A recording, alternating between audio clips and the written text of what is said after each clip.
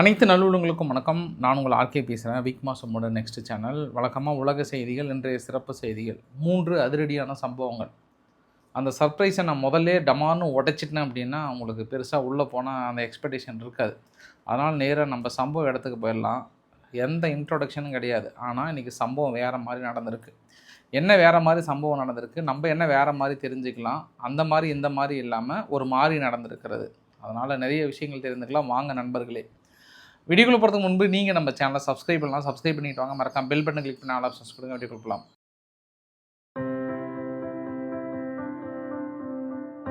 சம்பவம் நம்பர் 1.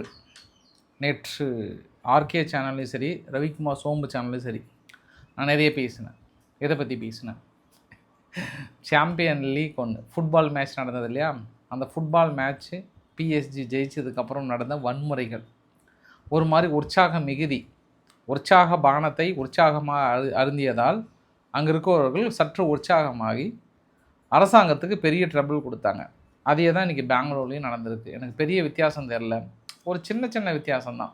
அந்த திருடுறது செய்கிறது அது மாதிரி இல்லாமல், பட்டு சற்று உற்சாக பானத்தை உற்சாகமாக அருந்திய மது பிரியர்கள், கொஞ்சம் இளைஞர்கள் சற்று வேறு மாதிரி பயங்கரமாக ஒரு மாதிரி நடந்துக்கிட்டாங்க. அதுவுமே இதெல்லாமே நீங்கள் பெங்களூர் நடந்த பதிவுகள் தான். அங்கே தான் சரி ஆப்பிரிக்கன் அகதிகள் உள்ளே வந்துட்டாங்க, நாட்டோட சட்டத்திட்டங்களை மதிக்கலை, நாட்டை சூறையாடுறாங்க, நாசம் பண்ணிட்டாங்க அப்படின்னா இது எந்த அகதிகள்? இவங்களெல்லாம் எந்த லிஸ்ட்டில் சேர்த்துறதுன்னு தெரியல. எல்லாமே காவல்துறை ஒரு மாதிரி டென்ஷன் ஆகிட்டாங்க. ஒரு கட்டத்தில் அவன் தண்ணியை போட்டு என்ன பண்ணுறனே தெரியாமல் அந்தளவுக்கெல்லாம் பண்ணி வச்சுருக்காங்க. ஃபுல்லாக நாசம் பண்ணிட்டாங்க. நேற்று பெங்களூர் ஃபுல்லாகவே எந்த அளவுக்கு பண்ண முடியுமோ அந்த வழியில் போக முடியல. அதுவும் ஒரு ஹோட்டலில் ஒருத்தன் சிஎஸ்கே டிஷர்ட்டை போட்டிருக்கான், அவனை போட்டு அடின்னு அடிக்கிறானுங்க.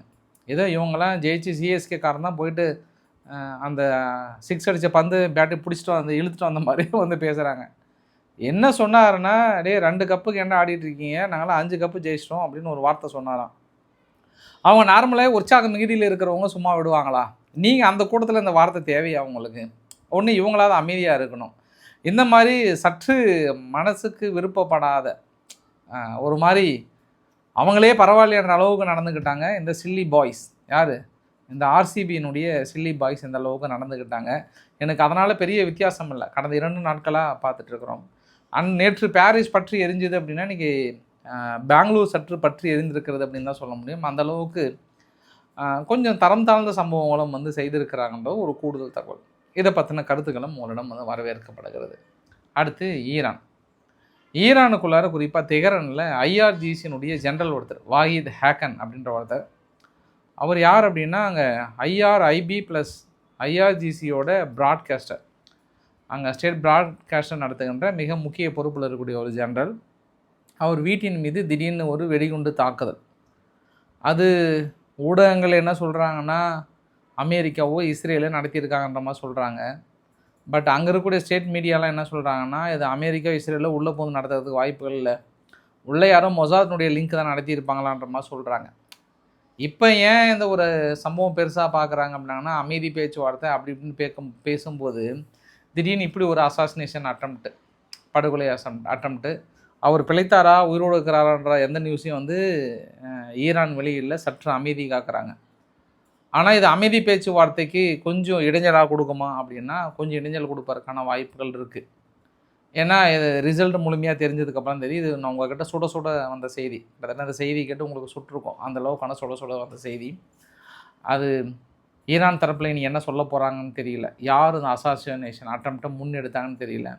இனி நம்ம பேச்சுவார்த்தைக்கு வந்தாலுமே சப்போஸ் அமெரிக்க இஸ்ரேலை பேச்சு கேட்டு எங்கள் மொஸ்தபா அவர்கள் வெளியே வந்திருந்தால் என்ன ஆகிறது அப்படின்ற ஒரு நிலைமையை உருவாக்கிட்டாங்க ஈரான் தரப்பில். ஈரானுடைய மனநிலையை உருவாக்கிட்டாங்க. சம்பவம் நம்பர் 1. சம்பவம் நம்பர் 2, ஸ்ட்ரெய்ட் ஆஃப் ஹார்முஸ் பகுதியில் இன்றைக்கி ட்ரை பண்ணாங்க அமெரிக்கா. ஒரு கப்பல் எஸ்கார்டோட கூட்டிகிட்டு வரலாம் அப்படின்னு நினச்சாங்க. திடீர்னு ஐஆர்ஜிசியினுடைய ஸ்பீட் நேவல் போட் டம்முன்னு அடிச்சிருச்சு, ஒரு மாதிரி அடிச்சிடுது. அதுக்கப்புறம் இவங்களும் ஒரு பதில் தாக்கல் நடத்தியிருக்காங்க. அதுக்கான வீடியோ பதிவுகள் கூட வெளியிட்டிருக்காங்க. ஸ்ட்ரெய்ட் ஆஃப் ஹார்முஸில் கமாண்ட் அண்டு கண்ட்ரோல் செக்ஷன் அவங்க தான் அதுக்கு முக்கிய காரணம்னு சொல்லிட்டு அமெரிக்காவும் அந்த தாக்கல் நிகழ்த்தினாங்க. இல்லை நாங்கள் பாதுகாப்பாக கூட்டிகிட்டு போகிற ஒரு கப்பலை நீ அடிக்கிறேன்னா உனக்கு என்ன நெஞ்சு எழுத்து இருக்கும் அப்படின்னு இவங்க என்ன பண்ணுறாங்க, அவங்கள அடிக்கிறாங்க. அந்த கப்பல் அப்படியே ஒரு மாதிரி அந்த கமாண்ட் அண்ட் கண்ட்ரோல் செக்ஷன் அடித்த உடனே அவங்க என்ன பண்ணுறாங்க பதிலுக்கு, ஏய் நீங்கள் அடிச்சிட்டிங்கல்ல அப்படின்னு உங்களுக்குள்ள அந்த குழு கொடுத்துட்றேன். வழக்கமாக அமெரிக்கா வந்து ஈரானுடைய நிலைகள் அடித்தாங்களோ, இன்னொரு இடத்த கூட அடிச்சிட்டாங்க இன்றைக்கி. அந்த குட்டி தீவு பேர் என்னென்னா குஷம் தீவுன்னு நினைக்கிறேன். எஸ், மொத்தம் 2 இடத்துல தாக்குதல். கமாண்ட் அண்ட் கண்ட்ரோலிங் சென்ட்ரலில் ஒரு தாக்குதல், இன்னொரு இடத்துலையும் தாக்குதல். அமெரிக்கா ஏன் நடத்துனாங்க, அவங்க ஒரு கப்பலுக்கு பாதுகாப்போடு கூட்டிகிட்டு போகும்போது ஈரான் ஓடி வந்து அடிச்சிட்டாங்க. அதில் 2 இடத்துல தாக்கல் நடத்தினோடனே இவங்க பதிலுக்கு இப்போ ஈரான் கோவம் வந்துருச்சு. ஈரான் கோவம் வந்தால் யார் அடிப்பாங்க? அந்த குழு நான் உங்ககிட்டே கொடுத்துட்றேன், ஏன்னா அது ரொம்ப முக்கியம். அதை நீங்களே, நான் உங்ககிட்ட சொல்லவே இல்லை, நான் அந்த குழு உங்ககிட்ட சொல்லாமல் நான் கடக்க விரும்புகிறேன். நான் இருந்தாலும் என் மனசு கேட்கல, ஏப்பா இது என்னப்பா எக்ஸாமாக எழுத வந்தீங்க, எங்களை போட்டு இந்த கேள்வி கேட்குறீங்களே அப்படின்னு உங்கள் மனசுக்குள்ளே தோணும். இருந்தாலும் நிறைய தோணியிருக்கு உங்களுக்கு. யாருன்னா அவங்க பங்காளிகள் அடிக்கிறாங்க, குவைத் அன்றைக்கி அடிக்கிறாங்க. குவைத் வந்து வான்தடுப்பு சாதனங்கள் எல்லாமே ஆக்டிவ் மோடில் இருக்குது. கிட்டத்தட்ட 2 மிசைல்ஸ் வந்ததாகவும் நாங்கள் வந்து சுட்டு வீழ்த்திட்டோன்ற மாதிரி சொல்கிறாங்க. கேள்வி என்னென்னா, அங்கே அசாசினேஷன் அட்டன் பண்ணது இஸ்ரேல், அமெரிக்கா, ரைட்டு, நடத்துனது அமெரிக்கா இங்கே ஸ்டேட் ஆஃப் ஹார்முஸ் பகுதியில். ஆனால் இவங்க பதில் கோபத்தில் யார் அடிக்கிறாங்க, அங்கே குவைத் அடிக்கிறாங்க. லே நீ தான்லே காரணம், உன்னதான் அதை பொழக்கணும் அடியே அப்படின்ற மாதிரி வந்து குவைத்தை போட்டு பொழக்கிறாங்க. 2 ட்ரோன் அனுப்பி பழக்கிறாங்க. இதுக்கப்புறம் குவைத் என்ன பண்ணுவாங்க, அமெரிக்கா ஈரான் இது சரியில்லை, தனது கடும் கண்டனத்தை தெரிவித்துக் கொள்கிறேன் அப்படின்வாங்க. சரி உன் கண்டனத்தை பார்த்து நான் கொஞ்சம் பயந்துட்டேன், ஒரு 2 நாளைக்கு கொஞ்சம் ஓரமாக உட்காந்துக்கிட்டா அப்படின்னு ஈரான் தரப்பில் அடிச்சிருப்பாங்க. அந்த மாதிரி தான் இப்போ இவங்க பங்காளிகளோட சூழல் இருக்கிறது. அமெரிக்காவுக்கு இஸ்ரேல் ஒரு குஷி மோடு என்னென்னா, பதில் தாக்கல் நடத்துகிறாங்க, பட் இப்போதைக்கு நடத்த மாட்டாங்க. அது குவைத்து தான் வசமாக சிக்கியிருக்கிறாங்க, இல்லை யூஏஇ தான் சிக்கியிருக்கிறாங்கன்றது கூடுதல் தகவல். ஈரானுடைய ஃபாரின் மினிஸ்டருடைய ஸ்போக் பர்சன் என்ன சொல்லியிருக்கிறாருன்னா, வரம்பு மீறி எங்களுடைய ஒப்பந்தம், அமைதி ஒப்பந்தத்தெல்லாம் மீறி அமெரிக்காவும் இஸ்ரேலும் செயல்பட்டு கொண்டிருக்கிறது. குறிப்பாக அமெரிக்கா வந்து எங்களுடைய பேந்தர் அபாஸ் பகுதியில், எங்களுடைய கமாண்டிங் அண்ட் கண்ட்ரோல் செக்ஷனில் இருக்கக்கூடிய பகுதியில் எங்களுடைய வயலேஷன், அதாவது ஒட்டுமொத்தமாகவே நீங்கள் மீறி இருக்கீங்க, இதனால் நாங்கள் கண்டிப்பாக உங்கள் மீது நடவடிக்கை எடுக்கும். அதே சமயத்தில் நாங்கள் ஐரோப்பாவுக்கும் ஒன்றை மட்டும் சொல்ல விரும்புகிறேன், நாங்கள் தற்காப்புக்காக நடத்தப்படுகிற தாக்குதல் நடவடிக்கைகளை எங்கள் மீது விமர்சனத்தை விட்டுவிட்டு ஏன் அமெரிக்கா எங்கள் மீது தாக்கல் நடத்துகிறது என்ற ஒற்றை கேள்வி மட்டும் கேட்டு விடுங்கள், எங்களுக்கு சற்று ஆறுதல் இருக்கும். இல்லை என்றால் shut your mouth, do your business, get out அப்படின்ற ஒரு வார்த்தையை வெளிப்படையாக சொல்லியிருக்காங்க. எப்படி, ஷட் யுவர் மவுத், வாயை மூடுங்க அப்படின்னு சொல்லிட்டு உங்கள் வேலையை பாருங்கள், கண்ணு முன் நினைக்காது வெளியே போங்க அப்படின்னு சொல்கிறாங்க ஈரான் தரப்பில் இருந்து.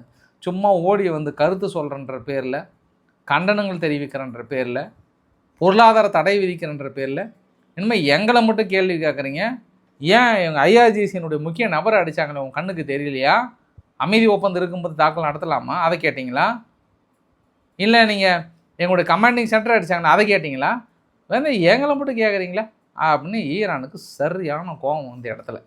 சரி, ஈரானுடைய கோபமும் ஆதங்கமும் இன்னொரு இடத்துல என்ன சொல்ல வராங்கன்னா, லெபனான் மீது தாக்கல் நடத்துகிறாங்க, அதீத தாக்கல் நடத்துகிறாங்க, நாங்கள் எங்கள் சீஸ்பயர் உடன்படிக்கையில் அதையும் சேர்த்தி தான் இருக்கிறோம்.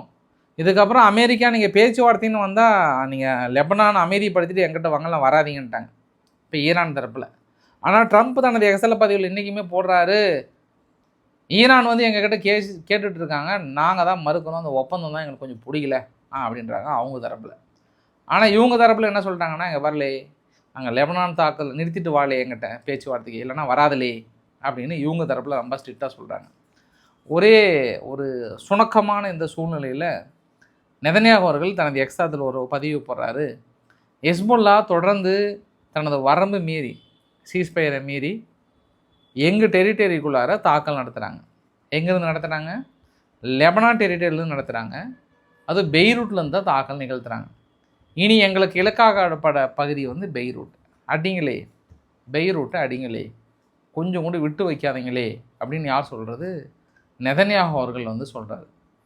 பட் இந்த இடத்துல அமெரிக்கா வந்து வெளிப்படையான கருத்து சொல்லலைனாலும் மார்க்கோ ரூபியோ அவர்கள் என்ன சொல்கிறாருன்னா, இல்லை நிறுத்தலே, என்னலே மக்கள் கூட்டமாக இருக்கக்கூடிய பகுதியில் நீங்கள் தாக்கல் நடத்தலாமா, இது வரம்பு மீறுகின்ற செயல் அல்லவா, இது எந்த வகையிலும் ஏற்றுக்கொள்ள முடியாது, நிறுத்தலே அப்படின்னு யார் சொல்கிறது, மார்க்கோ ரூபியோ அவர்கள் சொல்கிறாரு. ஆனால் இஸ்ரேல் அதெல்லாம் கிளம்பலே, நீ தாக்கல் நடத்தலேன்னு இவங்க ஒரு தரப்பில் இருக்காங்க.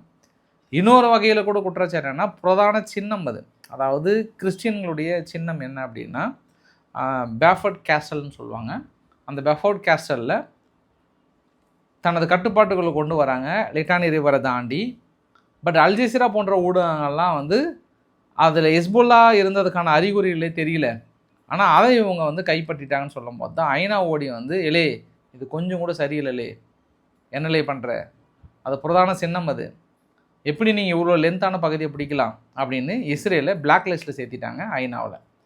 இஸ்ரேல் பிளாக் லிஸ்ட்டில் சேர்த்தனா அதுக்கு அமெரிக்கா ஒப்புதல் கொடுத்துருக்காங்க. இதுக்கப்புறம் தான் தீர்மானமாக கொண்டு வர போகிறாங்க.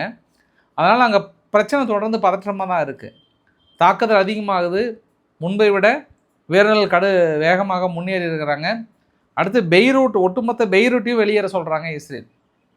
இந்த பெய்ரூட் மக்கள் எவ்வளோ வெளியேறுவாங்க? அதுக்கு தான் அமெரிக்கா ஓடி வந்து நிறுத்தலே அப்படின்னு சொன்னால் கூட ஒரு சில ஊடகங்கள் என்ன சொல்கிறாங்கன்னா, இல்லைலே நீ நினைக்கிற தப்புலே, இது இஸ்ரேல் அமெரிக்கா கிட்ட பர்மிஷன் வாங்கி அமெரிக்கா வந்து நீ அடி, வெளிப்படையாக சும்மா லைட்டாக. இப்போ உங்களுக்கு வந்து 2 டிஃப்ரென்ஸ் இருக்குது. கடும் கண்டனம், கடும் கண்டனம், 2 வித்தியாசம் இருக்குது இல்லையா?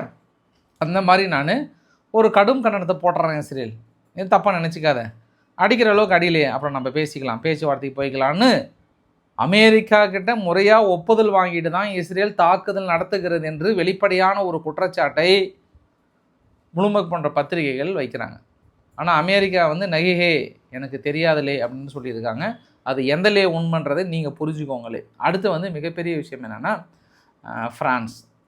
ஃப்ரான்ஸும் யூகேவும் இணைந்து ரஷ்யானுடைய ஒரு 10க்கும் மேற்பட்ட கப்பல்கள் மீது பொருளாதார தடை விதிக்கிறாங்க. அந்த பொருளாதார தடை விதிக்கப்பட்ட கப்பல் ஒன்று, அந்த கப்பல் பேர் வந்து தாகூர். தாகூர் அப்படின்ற ஒரு கப்பல் தான் கடந்து வரும்போது அட்லாண்டிக் ஓஷனில் போயிட்டு தூக்குறாங்க. நேராக போயிட்டு தனது கட்டுப்பாட்டுக்குள்ளே கொண்டு வராங்க. இது இன்னும் ரஷ்யா எதுவுமே பதில் சொல்லலை. அப்போ ஃப்ரான்ஸ் வந்து தயாராக வராங்க. யார்? ரஷ்யாவை தாக்கல் நடத்துவதற்கு, ரஷ்யானுடைய கப்பல்களை முடக்குவதற்கு தயாராக வராங்க. யூகே போயிட்டு உறுதுணையாக இருக்கிறாங்க. ஆனால் இது ஒட்டுமொத்த நேட்டோ நாடுகளும் இணைந்து இந்த ஆப்ரேஷனை செய்கிறாங்களான்னா கிடையாது. சரி, பதிலுக்கு அவங்க யூகேவையோ ஃப்ரான்ஸையோ அடித்தாங்கன்னா, ஆனால் இவங்க நேட்டோ நாடுகள்லாம் ஒன்று சேர்ந்துருவாங்க. பதிலுக்கு நாங்கள் கும்மிடுவோம் கும்மி அப்படின்னு இவங்க தரப்பில் சொல்கிறாங்க. அதனால் என்ன நடக்க போதோ தெரியல. இவங்க கும்புறாங்களா இல்லை அவங்க அடிக்கிறாங்களான்னு பொறுத்து இருந்து பார்க்கணும். ஆனால் ரொம்ப ஒரு தைரியமான முடிவு எடுத்ததாக பாராட்டுறாங்க. ஃப்ரான்ஸில் இருக்கக்கூடிய நபர்களே ஃப்ரான்ஸை பாராட்டுறாங்க. Well done well done well done, very good, சூப்பராக பண்ணிட்டீங்க, இப்படி தான் ரஷ்யானுடைய கப்பலை முடக்கணும் அப்படின்ட்டு என்னை உக்ரைன் தரப்பில் ஜெலன்ஸ்கி வந்து ஆண்டவா நான் என்ன பண்ணுவேன்னு ஒரு ஹாப்பி மூல் இருக்கிறார். நேற்று இரவு கூட ஒடிஷானுடைய சிட்டியை தாக்கல் நடத்தியிருக்காங்க. பெரிய அளவுக்கான தாக்கல் நடத்தியிருக்காங்க. பாதிப்புகள் கண்கூட தெரிகிறது. வீடியோட நிறைவு பகுதியில் 3 விஷயத்தை பார்த்துடலாம். இப்போ வந்து சவுதி அரேபியாவில் மெக்காவுக்கு புனித பயணம் நிறைய பேர் மேற்கொள்கிறாங்க. உலகிலே முதல் முறையாக ஏஐ சர்வேலன்ஸ் சிஸ்டம் மூலயமா மானிட்டர் பண்ணுறாங்க. இப்போ சப்போஸ் சில நேரத்தில் வந்து கூட்ட நெரிசல்லாம் வந்து சில உயிர்கள் பலியாக வேண்டிய சூழ்நிலை வருது. அதனால் அதையெல்லாம் தவிர்ப்பதற்காக டென்சிட்டி பேட்டர்னை எப்படி க்ரௌட் மேனேஜ்மெண்ட்டோடு இணைந்து அவாய்ட் பண்ணுவதற்காக ஒரு மிகப்பெரிய ஒரு இனிஷியேட்டட் பண்ணியிருக்கோம்னு சொல்லியிருக்காங்க. சம்பவம் நம்பர் 1. சம்பவம் நம்பர் 2, ஆஸ்திரேலியாவில் ஆளுகின்ற அரசாங்கம் அல்பனீஸ் இருக்கிறார் இல்லையா, அவருக்கு எதிராக ஃபார் ரைட் பார்ட்டியை வந்து பெரிய லீடில் இருக்காங்க. இப்போ ஒரு லோக்கல் பாடி எலெக்ஷன் நடந்தது. அதில் ஃபார் ரைட் பார்ட்டி வந்து பெரிய லீடில் இருக்கிறதா வந்து சொல்கிறாங்க. ஆளுங்கட்சி மறுபடியும் எலெக்ஷன் வச்சா கொஞ்சம் டவுட்டு தான்ற மாதிரி வந்து சொல்லியிருக்காங்க. கூகுள் நிறுவனம் அமெரிக்காவில் என்ன பண்ணுறாங்க, கலிஃபோர்னியாவில் ஒரு 3.2 கோடி கொசுக்கள், அதாவது ஆண் கொசுக்களை வந்து ரிலீஸ் பண்ணுறாங்களாம். ஆராய்ச்சிக்காக இந்த கொசுக்களை உருவாக்குனாங்க. இந்த ஆண் கொசுக்கள் பெண் கொசுக்களோடு இணைந்தது அப்படின்னா அந்த பெண் கொசு அதுக்கப்புறம் முட்டையிட்டு தனது இனத்தை வந்து பெருக்க முடியாதாம். அதே இதற்கு முன்பு இருக்கிற கொசுலாம் ஆண் கொசு என்ன பண்ணால், ஆண் கொசும் பெண் கொசும் இணைஞ்சது அப்படின்னா முட்டைகளை இட்டு தன் உற்பத்தியை தன் இனத்தை பெருக்கி கொண்டிருக்கிறது. ஆனால் இந்த வகையான அரிய திட்டத்தினால இந்த 3.2 கோடி கொசுக்களை வெளியேறதுனால கொஞ்சம் இனக்கவர்ச்சியும் இருந்த மாதிரி இருக்குது, அது 2 இணைந்த மாதிரியும் இருக்குது, ஆனால் முட்டையும் போட முடியாதாம். இந்த மாதிரியான பழைய திட்டத்தை வந்து செயல்படுத்தியிருக்கிறாங்க. இது கொசுக்களுக்கு ஓகே தான், மனித இனத்துக்கு ஏதாவது செஞ்சு விட்றாதீங்கப்பா. அந்த மாதிரி கடைசியில் அந்தந்த நாட்டுக்கு 50 100 இறக்குமதி பண்ணி கடைசியில் மனித இனத்துக்கு வந்து அடுத்த ஒரு ஜென்ரேஷனே இல்லாமல் பண்ணிடாதீங்க. நீங்கள் பண்ணாலும் பண்ணுவீங்க. இன்றைக்கி கொசுவுக்கு டெஸ்ட் எடுத்த ஆள் நாளைக்கு அதையும் பண்ணிவிட்டு நம்ம செயற்கையாக உருவாக்கிக்கலான்ற எண்ணத்தை கொண்டு வந்துடாதீங்கன்ற ஒரு கூடுதல் ரெக்வஸ்ட்டோட. மியான்மரில் சம்பவம் நேற்று வந்து ஒரு வெடி விபத்து, அதாவது அது என்ன சொல்லுவாங்க, மைன் ஒன்று இருக்கு இல்லையா, சுரங்கங்களுக்கான தூண்டுதலுக்கான ஒரே இடத்துல டம்ப் பண்ணி வைக்கிற வெடி விபத்து நடந்திருக்கு. 55 பேர் இறந்து போயிட்டாங்க, 60 பேர் இன்ஜூர்டு, இன்னும் தொடர்ந்து அதிகரிப்பதற்கான வாய்ப்புகள் இருக்குன்ற மாதிரி வந்து சொல்கிறாங்க. ஸோ இன்றைக்கு ஓரளவுக்கான தகவலை கவர் பண்ண நினைக்கிறேன். பிடிச்சிருந்தா லைக் பண்ணுங்கள், ஃப்ரெண்ட்ஸுக்கு ஷேர் பண்ணுங்கள், சப்ஸ்கிரைப் பண்ணுங்கள். Ravikumar RK channel. நன்றி, வணக்கம்.